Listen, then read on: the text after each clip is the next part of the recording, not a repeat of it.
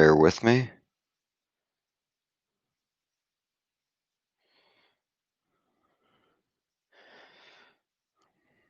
Let some people come in here.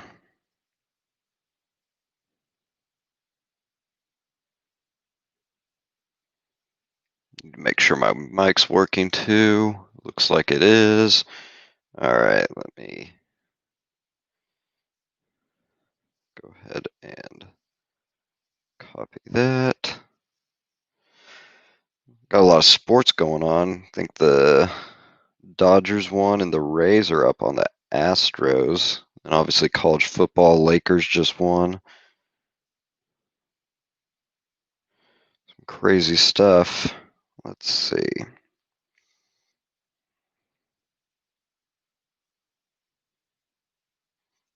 Bear with me if you just jumped on. I'm just trying to send this a few places.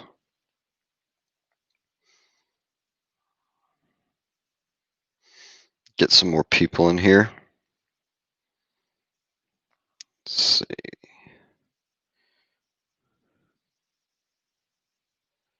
Then we'll get started.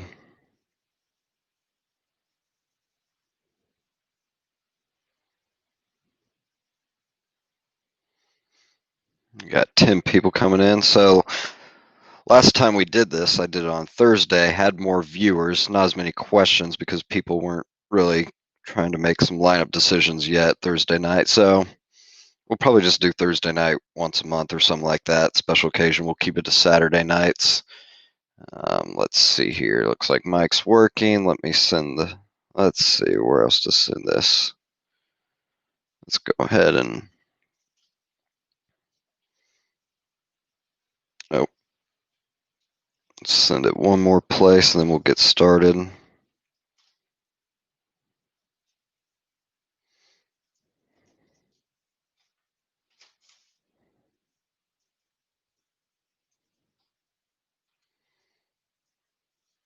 All right, that should do it. All right, thanks for bearing with me here.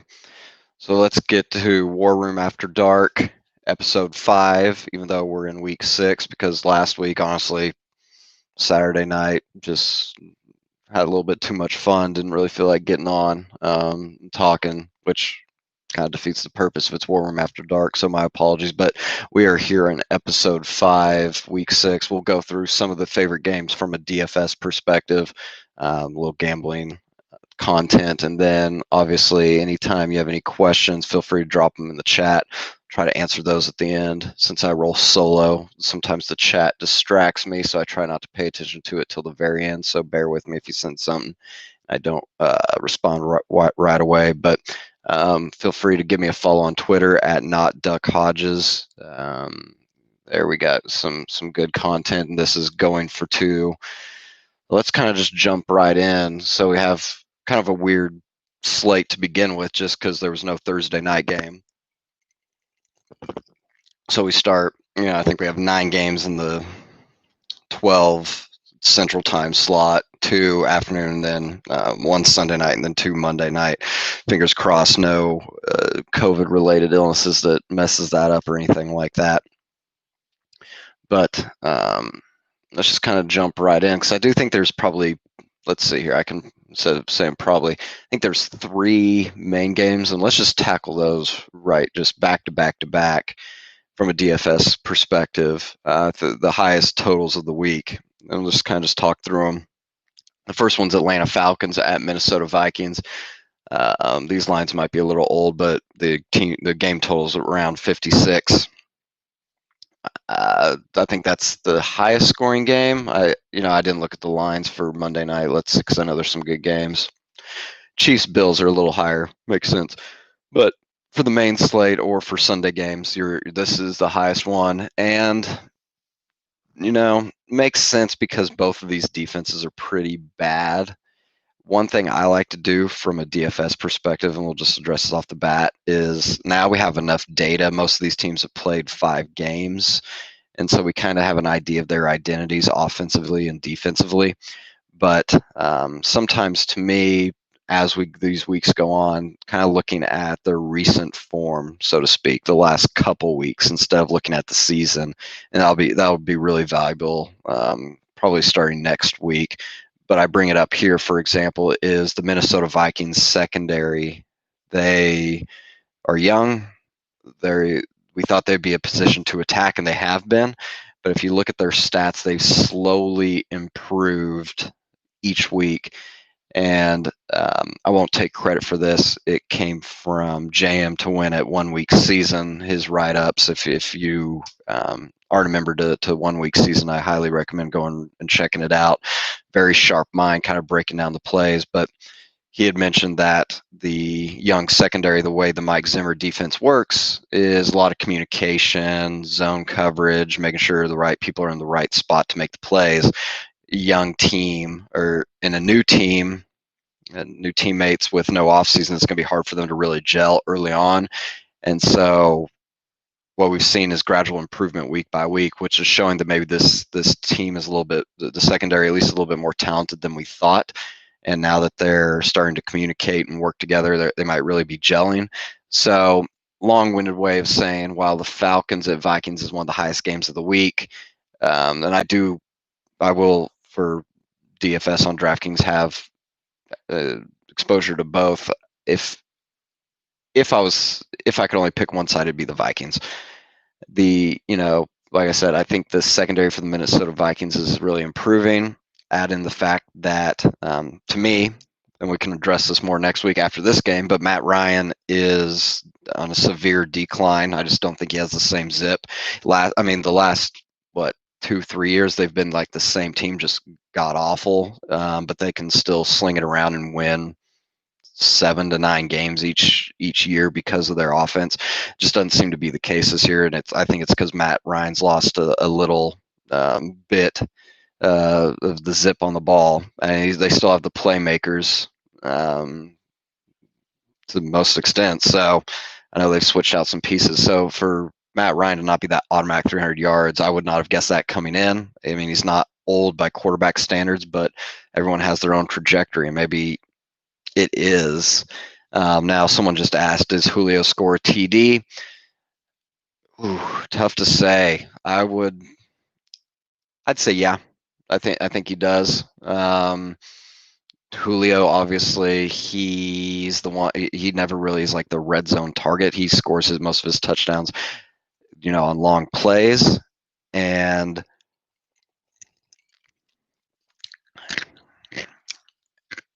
so he scores them on long plays, and it's always tough to gauge, especially coming off. I think it's a hamstring injury. Over under 75 yards. Oh, I'll take under. But he could play really well, and he's had some of his best games from coming off injury. I know, like 2 or 3 years ago, when he had his 300-yard game on his own, which is insane, he was questionable that game, and he just burned. It was the Carolina secondary when James Bradbury was a rookie, and he just burned him. But like I said, I think the Falcons are just. They were already a dumpster fire team on the verge of being really bad, and now they've lost their coach, and it's a little different than like Texans, because if anyone saw my write-ups from last week, we didn't do this live, but I was high on the Texans because I thought they'd rally, because it was basically a player mutiny. They got Bill O'Brien fired because they thought he was inept, and they were probably right. And so they really, the morale was up once they got rid of him. Here, the Falcons have saved their coach's job, I feel like, for the last 2 off seasons by having strong finishes.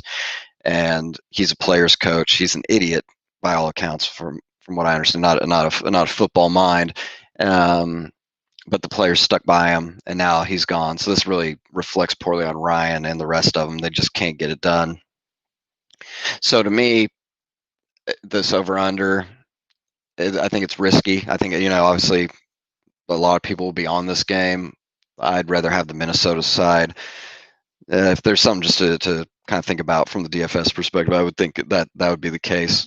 Gurley, you can obviously play, and he's in a good spot, but he's Gurley. He's he's kind of a little bit washed there. So that's all I'll say about that. It's the highest total game. Wouldn't blame you for playing Julio or Ridley or Gurley. If you play Matt Ryan, I'd probably blame you until he shows something. But we'll explore that next week. Because if he can't capitalize here, because the Minnesota Vikings defense is going to be one of the worst he faces, then I can probably commit a little bit more that he's washed. Another game. I don't want to talk too much about this one, but the Ravens at the Eagles. To me, what the Ravens are doing right now would make me be, from a DFS perspective, hands off Lamar Jackson for the time being. And what I mean by that is they've kind of stopped the design runs, and it makes sense because Lamar Jackson's already proved he can be a franchise quarterback. He's an MVP. The only thing that matters now is championship rings. So why are they going to run him 10 to 12 times when they could easily try to develop him more as a pocket passer for down the road, make sure he can do that. So you've seen the runs. I think last week he had 2 runs. And that's probably going to continue because they don't need to risk him. They need him for the playoffs, and then they can unleash him in that offense. So I think they're tinkering. They're trying to figure out what he can do if he is confined to just being a pocket passer. So to me, looking at this, I know people still love to play Lamar, Andrews, Hollywood, and they could all be fine on their own. But I think from last year when it was just play them all and you're going to succeed, I think those days are gone. Until Lamar shows it, or the offense kind of shows that they're willing to do that. One thing I'm thinking about there, but I don't really want to go too much into that game. The second game with a high total, Lions at Jaguars, and I actually really like this game. If everyone's going to be on the Vikings versus Falcons, this would be a game I'd really like to hit it. I think DJ Shark is going to be out.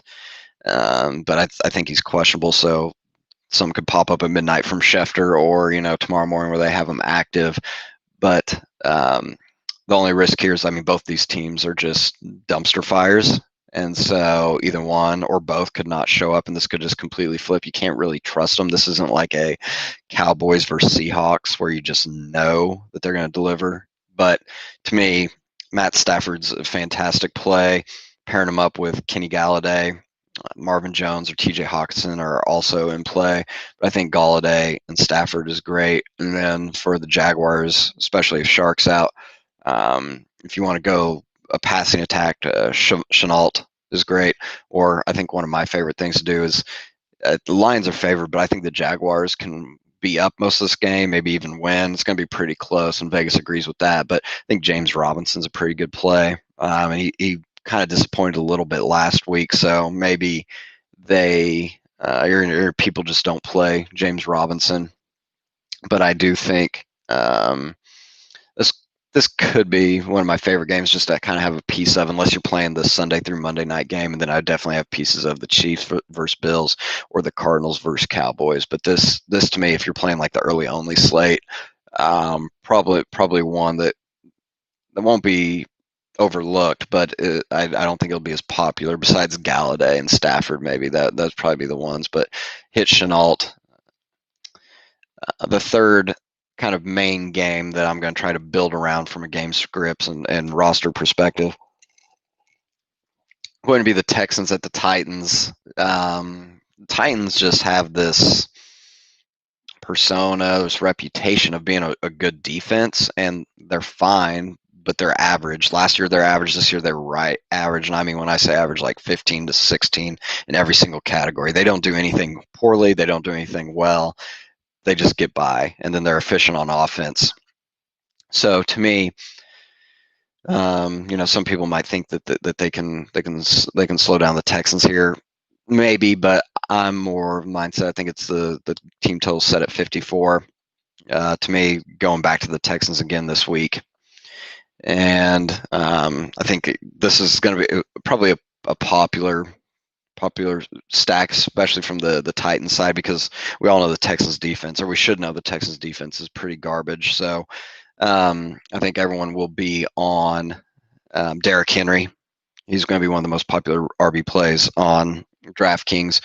And then also A.J. Brown or Juju Smith. I think to me, and we'll get to this in another pivot, but to me, I think I'd rather play the pass catchers from this one, Brown or Jonnu, and just hope this game shoots out. Derrick Henry's obviously a great play, but you are betting on touchdowns, and it's hard to really predict that. If he would catch 5 passes a game or get 5 targets, then maybe it would be different. But in these type of spots, you really need Derrick Henry to smash. And if this was December, I would probably say you play him because that's when he always seems to just go crazy.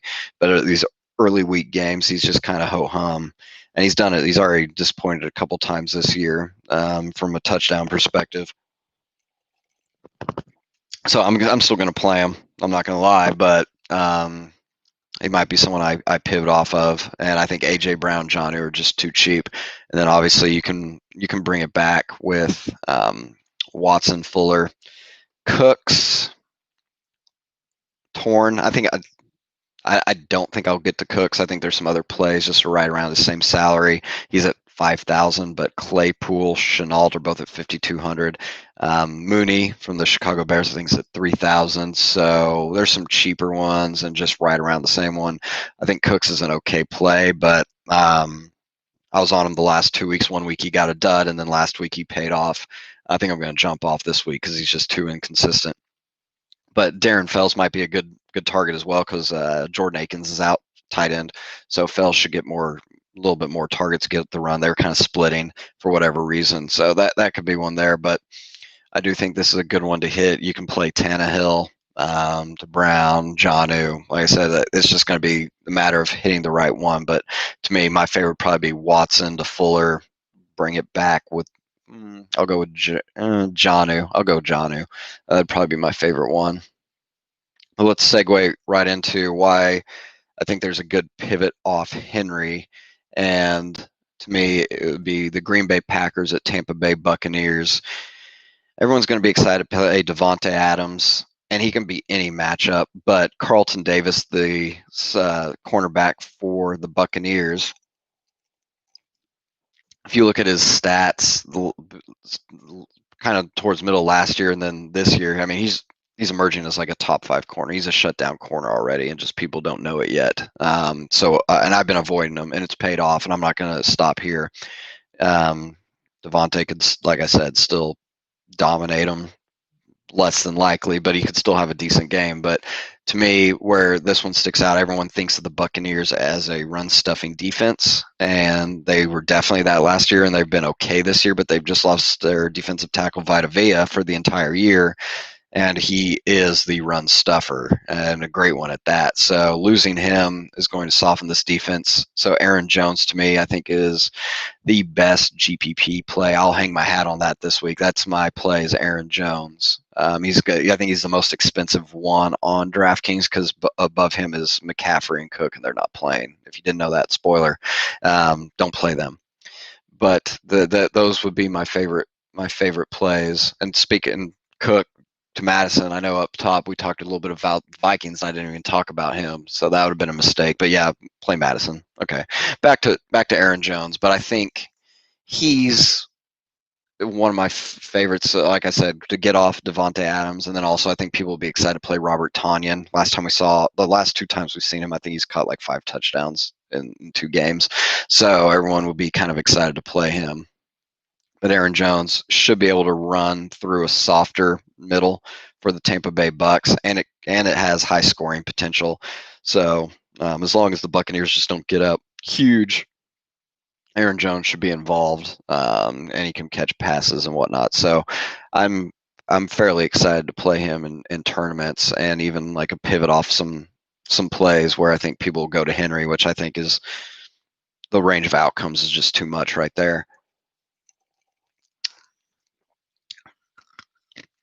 Let's see here. Let's go to, since most people don't cover like the Sunday night, Monday night game, let's cover those real quick from a DFS like full slate perspective. I just saw some come up. What about your boy Claypool? Yeah, I'm not going game by game, but yeah, Claypool. I think everyone was going to play him before the Deontay Johnson news, and I was excited to pivot to Juju. Now with Deontay out, Claypool's gonna be on the field no matter what. You just play him. He's a great value, whether it's DFS or you're playing. If you picked him up in fantasy, congrats, or if you had him in dynasty, congrats, because that's a home run. Yeah, play him. It's simple as that. A big fan of Claypool this week in all formats, just because of that Deontay Johnson news. And who knows? I don't think they paid. Let me see here. I thought I could Google this real quick. Maybe I'll probably mess things up if I try to do it. Let's see. I was going to Google Juju Smith contract real quick because I think he's a free agent after this year. Looks like it. I'm not going to waste time trying to figure this out, but it looks like, yeah, he's not. He hasn't signed an extension. If he doesn't show up here soon, I would. I would just let him walk if I was them. If I was the Steelers, they're about to have some serious cap space. They have a great defense, but Ben Roethlisberger's about to retire. He's getting paid a lot. They obviously need to find a replacement. Juju has been great. Last year he wasn't. He's not really doing it this year, and they have two great, in my opinion, other receivers in Deontay and Claypool, and then James Conner to replace him. I mean, they're gonna. Things are looking good for the Packers, or sorry, for the Steelers. But we digress. Let's get back to the Monday. Is it Monday? Yep, Monday night game. Real quick on the Sunday night game. Rams at Niners. Yeah, they didn't pay him. Thank you. Rams at Niners. I'm trying to think if there's anything I want here. I'm just going to save roster spots for the Monday night games. I mean, both these teams, I mean, we know Garoppolo just fell on his face last week coming off injury against the Dolphins. It could happen here again. I would expect a bounce back. The Rams are favored by 3.5. I would probably take the 49ers in the points, or maybe to win outright. Seems like an overreaction, but from a DFS perspective, I'd probably save some spots. Ramsey's going to be on Debo. Mostert and Kittle could always produce. Maybe. Yeah, Cup's in a good spot, but yeah, just the Chiefs versus Bills, I think right now that total's at 58. Makes a lot of sense. What's up, Dynasty Dicks? Thanks for checking in. I do like Kittle Flash T. I mean, that's not a hot take. Play Kittle if you have him. You like him. He's in a good spot. I don't think the Rams have any way to stop him. Dick, send in those questions. Let's see if we can get our money back from Fantrax.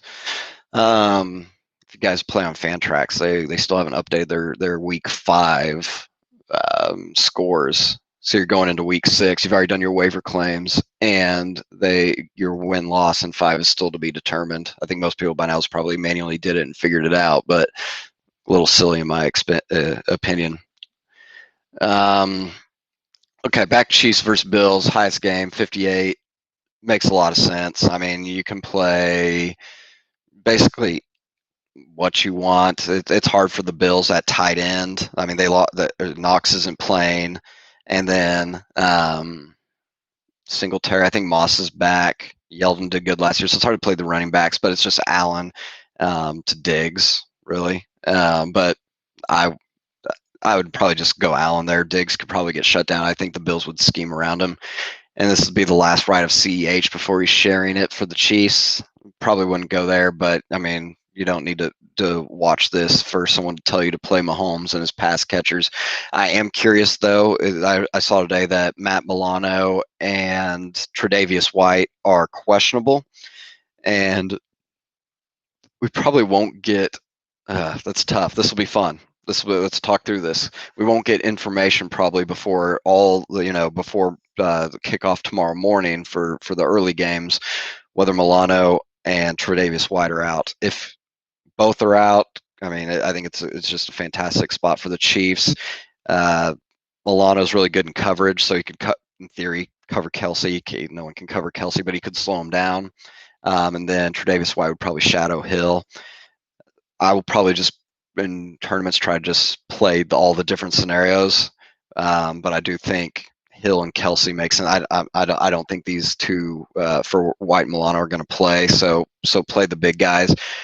and then also I'm going to be playing plenty of Demarcus Robinson, Mecole Hardman, just in case they do somehow shut up. Someone dropped Edmonds in Epic. Yeah, yeah, that's bad. No, he's not doing bad. He was hurt, and so I haven't seen his stats. I know you got some crazy scoring there, dude. People are scoring like 30 points in your IDP. I love it because I have like all the tacklers and just making money there. But yeah, I'm going to be playing Hardman and Robinson. I think both are going to be on the field plenty because Watkins is out. Probably Hardman's my favorite, but them both could get in. But I think that will be probably popular is to play Hardman or Robinson. So that's why I'm thinking play a lot of Hill and Kelsey because people are screaming value, which you never get with the Chiefs. So that's kind of what I'm thinking there. And then the last spot here, and I think we're right around 30 minutes. Try to keep this 30-45. We got the Cardinals at the Cowboys. This will be interesting. What can Andy Dalton do? I think there's still going to be a pretty good offense. And Dynasty Dicks in our Dynasty League, I just picked up Andy Dalton for $60 of the $100 free agent budget. I didn't have a third QB, and I saw the guy that had Dak. As I digress, I only had 58 free agent dollars, and he's 5-0 or 4-1. And I was just like, I'm just gonna eliminate him. I think his two QBs are Locke. I'm sorry, I know you love Locke, and I think Derek Carr. So I was just like, I'm not letting him get Andy Dalton because I do think Andy Dalton will be a top 15 QB for Superflex if you're playing fantasy. He's going to be very playable. But for this game, I mean, I think it's going to be high scoring. Nothing's changing for the Dallas Cowboys defense. And so they're still going to give up a ton of yards. There's nothing they can do to scheme or change anything. They've invested all their money in the offense. They franchised Dak, they paid Zeke, they paid Amari, they paid their offensive line. All their money, like literally all their money, is on the offensive side, and so they let the defense. They're just trying to hopefully rookies gel, and it's not working for them. I don't think it's going to happen this week. So no brainer. You can play Kyler, you can play Hopkins. If you're crazy, if you're frisky, you can try Drake again, but he's dead to me. He hasn't done it yet this year, so I don't think it's gonna happen. But it's pretty easy for the Cardinals. Kyler and Hopkins, I think, are gonna go crazy. But let's go back to Dalton. I think he's in play in DFS. I don't know his price. I can check that real quick. That's not going to be. And Dynasty, tell me how I'm doing. Give me some feedback. Am I doing great?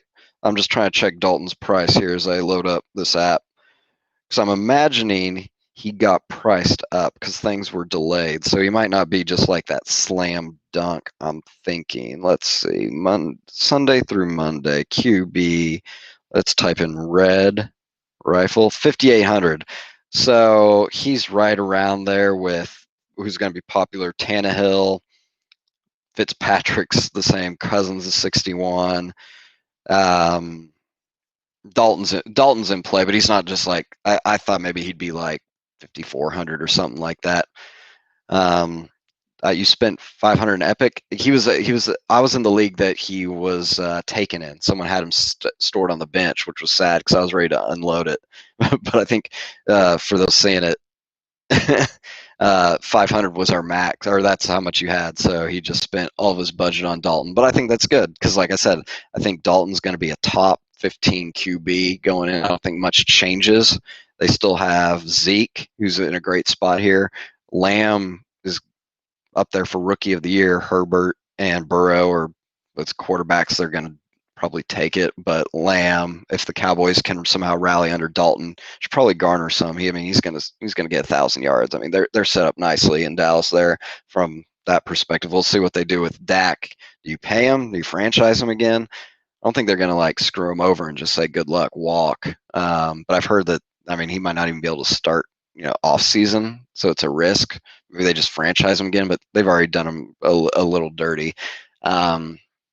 But I do think this is a good spot. A lot of people always avoid Patrick Peterson, and he's just not the shutdown corner we once think. So Amari's in play, but so is Gallup and Lamb. Just play the Cowboys and trust in Dalton. But if you're nervous, Zeke's in a great spot too. So this chat's kind of blowing up. I think it's just my boy here. So, but I'm going to chat with him for a minute, answer any questions, and maybe we'll touch on another game. Finish my drink. So let's see. What are you talking about here? Someone, yeah, we know you.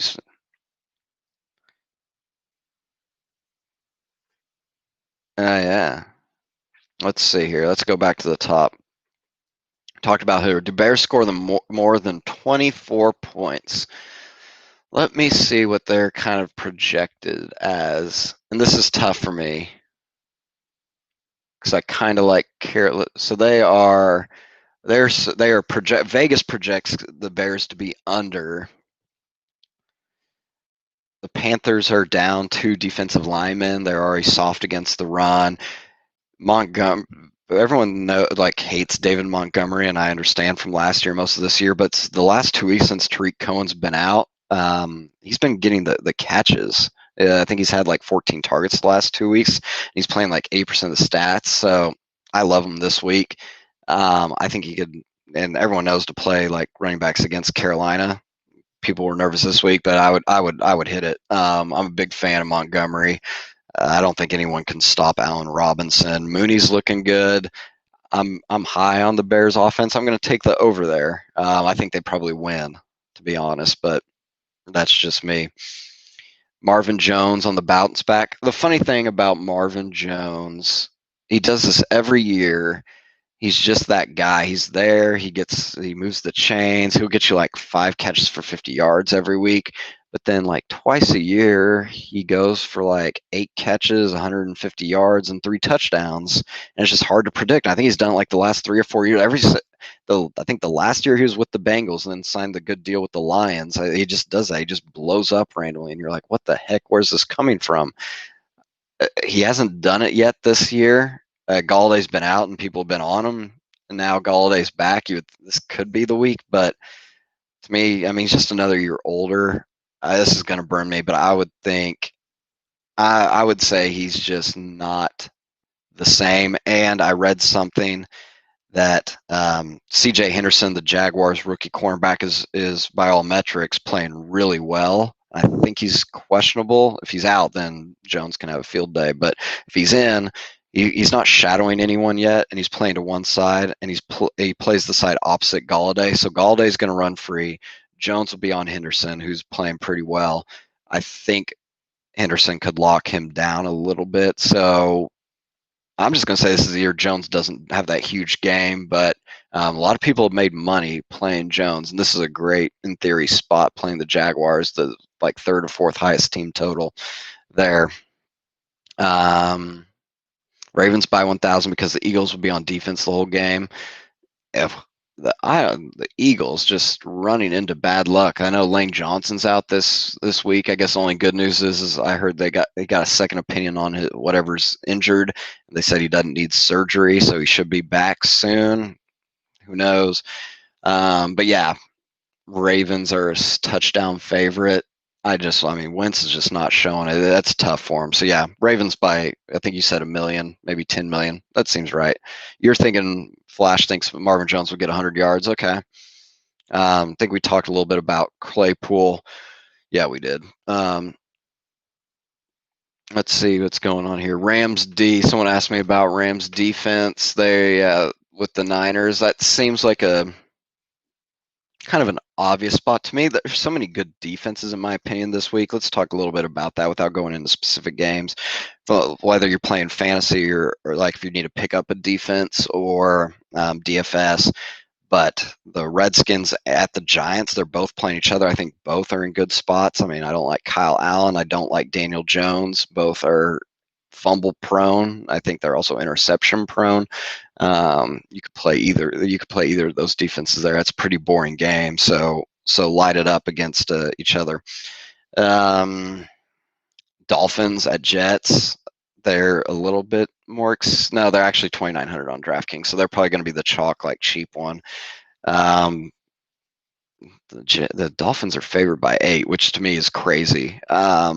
I hate the Jets. I've been making fun of them. Good on them. They're going to really tank. Hopefully they fire Adam Gase, and they're going to get Trevor Lawrence, which I think every team, not named the Chiefs, not named the Ravens, not named the Saints, any team, if you do not have legitimate Super Bowl aspirations, you should have tried to go 0-16 to get Trevor Lawrence this year.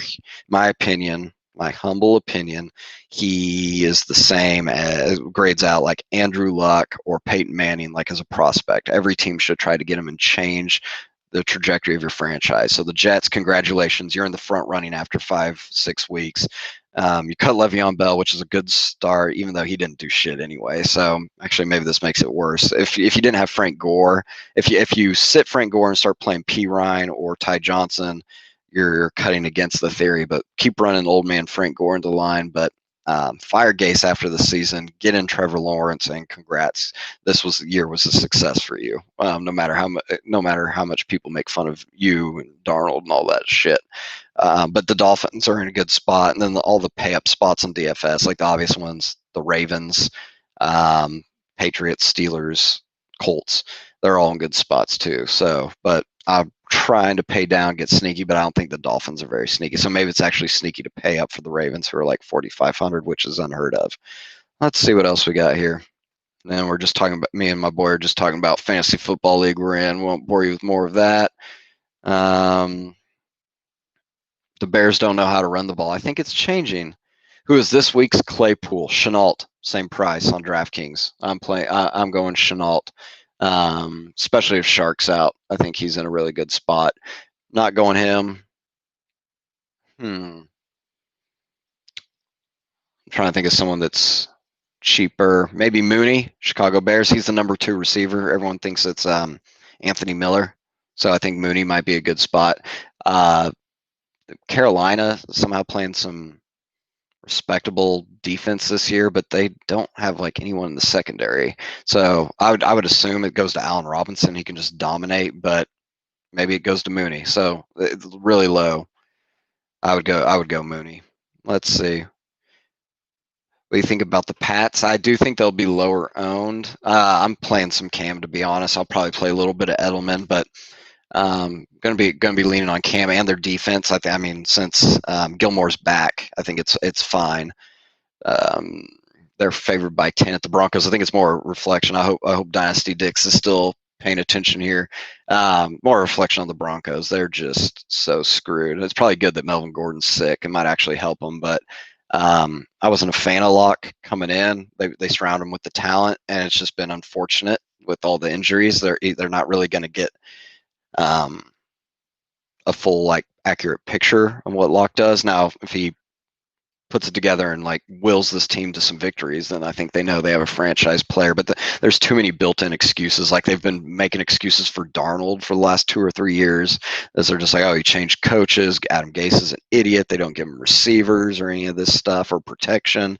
Too many excuses made, and then you waste a year. With me, Locke is kind of in that same. We just don't know. I didn't know before, and now they're missing so many weapons on offense and defense. He just doesn't really have a chance to prove himself. So I like New England there, and then obviously Cam is their running back. So I think they'll run it in. Let's see here. Who's your survivor pick this week? God damn it. I'm still alive. I start with 3. I'm in a survivor pool where you get to choose you can either pay $50 for 1 or $100 for 3. And I picked the Colts week 1. I got 3. I chose the Colts week 1. They lost. I forget who got eliminated next. But there's been some upsets. But I still have 1 left. I'm torn. It's not going to be the Dolphins. I'll tell you that. I'm not. I don't trust.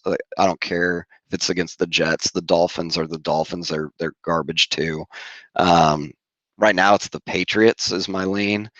If there's some sort of late breaking injury news that swings it, I really wanted to go with the Steelers, but it scares me that spread's not too much. But there's only about, I think, 30% people left in my survivor pool, so I'm right there. I'm close to making some money, and at those points is where I usually get galaxy brain and start overthinking it, and I don't take the clear favorites like the like the Dolphins or like the Patriots, because everyone's going to have them, and I just hope there's an upset, and then I pick someone like the Steelers who are a 4-point favorite, and then that one loses. That happens every year to me. I just overthink it. But right now it's the Patriots.